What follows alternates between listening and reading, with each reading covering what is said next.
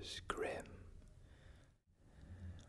A certain king had a beautiful garden, and in the garden stood a tree which bore golden apples. These apples were always counted, and about the time when they began to grow ripe, it was found that every night one of them was gone. The king became very angry at this and ordered the gardener to keep watch all night under the tree. The gardener set oldest son to watch, but about 12 o'clock he fell asleep, and in the morning another of the apples was missing. Then the second son was ordered to watch, and at midnight he too fell asleep, and in the morning another apple was gone.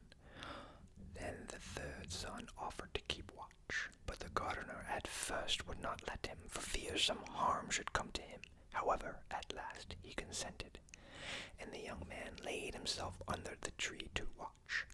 As the clock struck 12, he heard a rustling noise in the air, and a bird came flying that was pure of gold.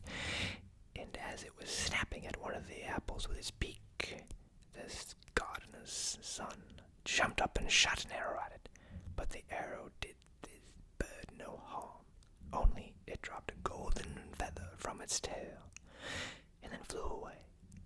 The golden feather was brought to the king in the morning, and all the council was called together.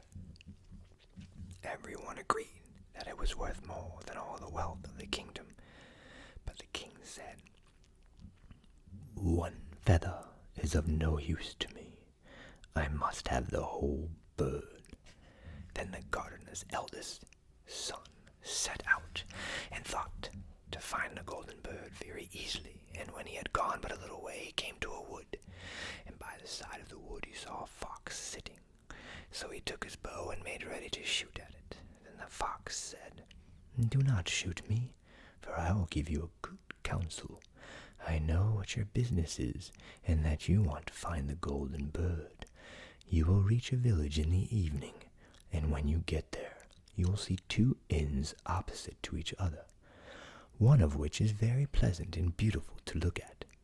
Go not in there, but rest for the night in the other, though it may appear to you to be very poor and mean." But the son thought to himself, "What can such a beast as this know about the matter?" So he shot his arrow at the fox, but he missed it, and it set up its tail above its back and ran into the wood. Then he went his way, and in the evening came to the village where the two inns were, and in one of these were people singing and dancing and feasting, but the other looked very dirty and poor. "I should be very silly," said he, "if I went to that shabby house and left this charming place." So he went into the smart house and ate and drank at his ease and forgot the bird and his country too. Time passed on, and as the eldest son did not come back and no tidings were heard of him, the second son set out, and the same thing happened to him. He met the fox, who gave him the same good advice, but when he came to the two inns, his eldest brother was standing at the window where the merrymaking was, and called to him to come in, and he could not withstand the temptation, but went in and forgot the golden bird and his country in the same manner. Time passed on again, and the youngest son too wished to set out into the wide world to seek for the golden bird, but his father would not listen to it for a long while, for he was very fond of his son, and was afraid that some ill luck might happen to him also, and prevent his coming back. However, at last it was agreed he should go, for he would not rest at home, and as he came to the wood he met the fox and heard the same good counsel. But he was thankful to the fox and did not attend his life as his brothers had done. So the fox said, "Sit upon my tail, and you will travel faster." So he sat down, and the fox began to run, and away they went over stock and stone so quick that their hair whistled in the wind. When they came to the village, the son followed the fox's counsel, and without looking about him went to the shabby inn and rested there all night at his ease. In the morning came the fox again, and met him as he was beginning his journey, and said, "Go straight forward till you come to a castle. before which lie a whole troop of soldiers fast asleep and snoring. Take no notice of them, but go into the castle and pass on and on till you come to a room where the golden bird sits in a wooden cage. Close by it stands a beautiful golden cage. But do not try to take the bird out of the shabby cage and put it into this handsome one, otherwise you will repent it. Then the fox stretched out his tail again, and the young man sat himself down, and away they went over stock and stone till their hair whistled in the wind. Before the castle gate all was as the fox had said, so the son went in and found the chamber where the golden cage and the 3 golden apples that had been lost were lying close by it. Then thought he to himself, "It will be a very droll thing to bring away such a fine bird in this shabby cage." So he opened the door and took hold of it and put it into the golden cage. But the bird set up such a loud scream that all the soldiers awoke, and they took him prisoner and carried him before the king. The next morning the court sat to judge him, and when all was heard, it sentenced him to die, unless he should bring the king the golden horse, which could run as swiftly as the wind. And if he did this, he was to have the golden bird given him for his own. So he set out once more on his journey, sighing and in great despair, when on a sudden his good friend the fox met him and said, "You see now what has happened on account of your not listening to my counsel. I will still, however, tell you how to find the golden horse, if you will do as I bid you. You must go straight on till you come to the castle where the horse stands in his stall. By his side will lie the groom fast asleep and snoring. Take away the horse quietly, but be sure to put the old leathern saddle upon him, and not the golden one that is close by it." Then the son sat down on the fox's tail, and away they went over stock and stone till their hair whistled in the wind. All went right, and the groom lay snoring with his hand upon the golden saddle. But when the son looked at the horse, he thought it a great pity to put the leathern saddle upon it. "I will give him the good one," said he. "I am sure he deserves it." As he took up the golden saddle, the groom awoke and cried out so loud that all the guards ran in and took him prisoner. And in the morning he was again brought before the court to be judged, and was sentenced to die.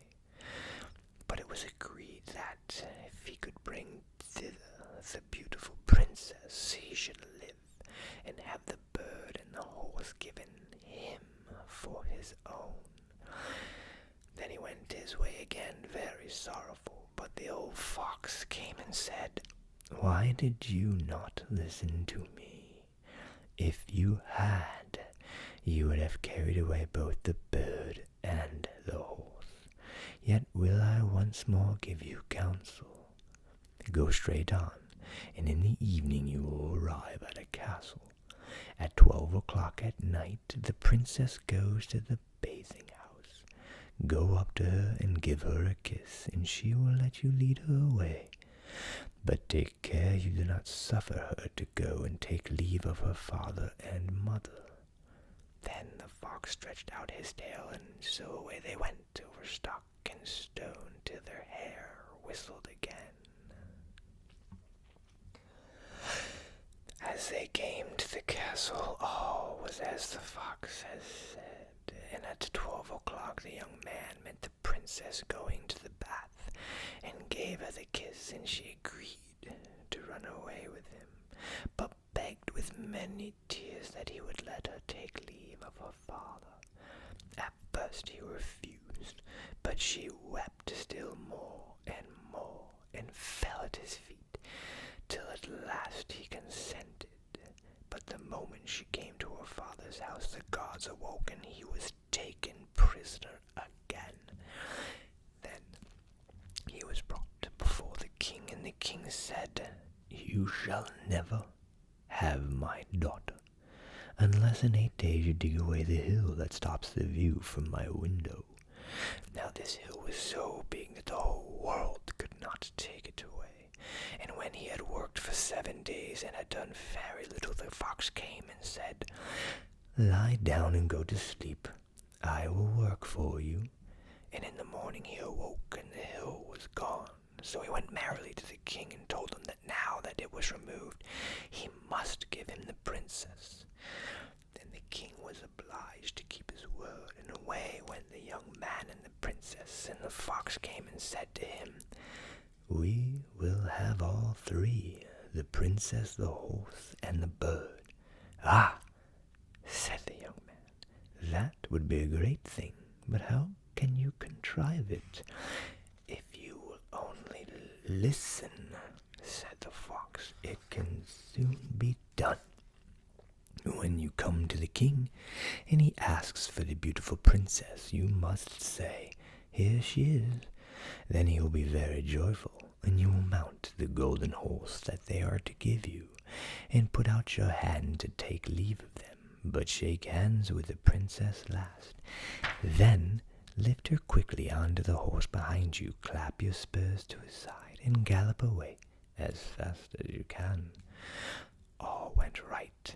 Then the fox said, "When you come to the castle where the bird is, I will stay with the princess at the door, and you will ride in and speak to the king, and when he sees that it is the right horse, he will bring out the bird. But you must sit still, and say that you want to look at it, to see whether it is the true golden bird. And when you get it into your hand, ride away." This too happened as the fox said. They carried off the bird, the princess mounted again, and they rode on to a great wood. Then the fox came and said, "Pray kill me, and cut off my head and my feet." But the young man refused to do it. So the fox said, "I will at any rate give you good counsel. Beware of 2 things. Ransom no one from the gallows, and sit down by the side of no river." Then away he went. Well, thought the young man, it is no hard matter to keep that advice. He rode on with the princess till at last he came to the village where he had left his 2 brothers, and there he heard a great noise and uproar, and when he asked what was the matter, the people said, 2 men are going to be hanged. And as he came nearer, he saw that the 2 men were his brothers who had turned robbers. So he said, "Cannot they in any way be saved?" But the people said, "No, unless he would bestow all his money upon the rascals and buy their liberty." Then he did not stay to think about the matter, but paid what was asked, and his brothers were given up and went on with him towards their home. And as they came to the wood where the fox first met them, it was so cool and pleasant that the 2 brothers said, "Let us sit down by the side of the river and rest a while, to eat and drink." So he said, "Yes," and forgot the fox's counsel, and sat down on the side of the river. And while he suspected nothing, they came behind and threw him down the bank and took the princess, the horse, and the bird, and went home to the king their master, and said, "All this have we won by our labor." Then there was great rejoicing made, but the horse would not eat, the bird would not sing, and the princess wept. The youngest son fell to the bottom of the river's bed.